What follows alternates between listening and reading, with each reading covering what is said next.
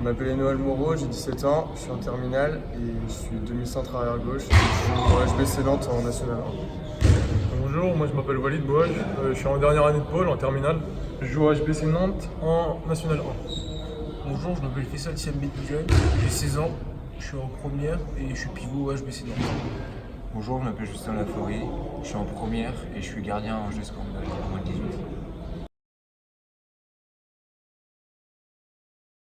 La vie au pôle avant, elle était bien différente. Déjà, juste un truc marquant, c'est qu'on n'est plus tout le pôle à l'internat. Il y en a qui doivent rentrer chez eux le soir. Et même, on peut plus se retrouver, se regrouper. Des rituels qu'on faisait avant tous les ans, même pour l'intégration des nouveaux et tout. Là, cette année, avec les restrictions, on peut plus faire ça. Et même le fait de rentrer chez nous tous les soirs, il y a moins de cohésion de groupe qui se faisait vraiment à l'internat, parce qu'à l'internat, on faisait des choses en dehors du handball tous ensemble. On était plus cette année, mais bon, on s'entraîne encore, donc voilà, on peut s'estimer heureux de s'entraîner, contrairement à d'autres joueurs qui ne peuvent pas s'entraîner maintenant. Et voilà, je pense que ça fait quand même une grosse différence, mais comme pour tous les domaines. Et puis ouais, c'est vrai ça nous touche beaucoup le Covid quand on est directement impacté, c'est ça qui nous fait une grosse différence. Alors on est impacté déjà par rapport au fait qu'on n'a pas de match le week-end, donc ça c'est quelque chose qui change vraiment beaucoup. Au niveau des entraînements la semaine, etc., faut continuer à s'investir malgré le fait qu'il n'y a pas de match. Après, il y a beaucoup de protocoles, beaucoup de le masque, etc. Mais bon, on fait avec, ça nous touche, mais bon, on ne peut rien faire de plus que faire avec, donc voilà.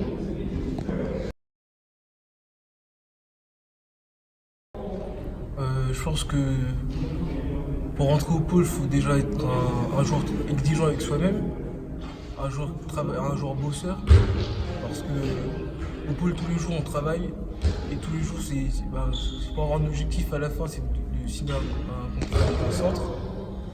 Et si on n'est pas dans cette optique-là quand on rentre au pôle, ça sert à rien. Alors, jouer. Il faut aussi pas négliger le parcours scolaire. On est suivi pour ça. Donc faire attention à tout, il faut être exigeant dans tous les domaines.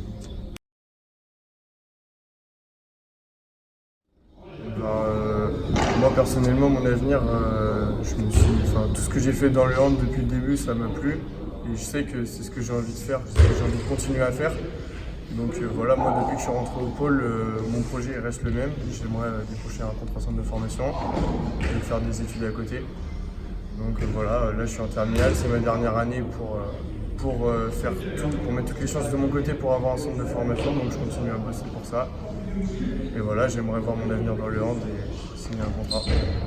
Ouais, voilà, je pense qu'on a à peu près tous le même objectif, on est tous là pour atteindre le plus haut niveau possible. Donc après, depuis toujours, pour la plupart, ça fait quand même pas mal d'années qu'on fait du hand.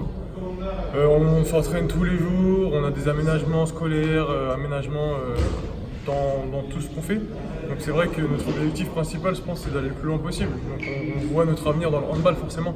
Donc l'objectif qui serait à moyen terme, là, ce serait plutôt d'intégrer un centre de formation. Et puis ensuite de signer un contrat pro par la suite. Pareil pour moi, trouver un centre de formation et après signer un contrat pro. La même chose, chacun a ses préférences. C'est le même objectif à la fin du cycle.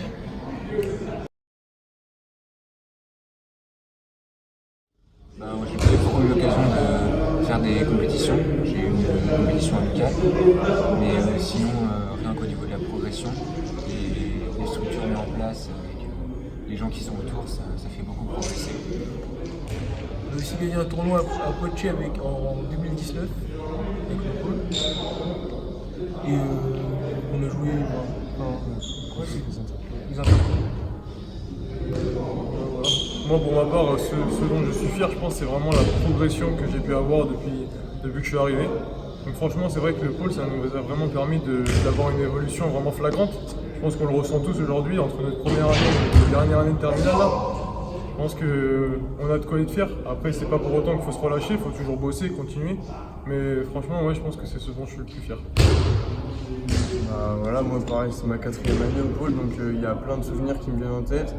Après, je pourrais pas en sortir un du lot, mais déjà en termes de hand, comme les gars ils ont évoqué, on a tous progressé, tout est mis en place, on s'entraîne tous les jours, nos emplois du temps ils sont aménagés et tout.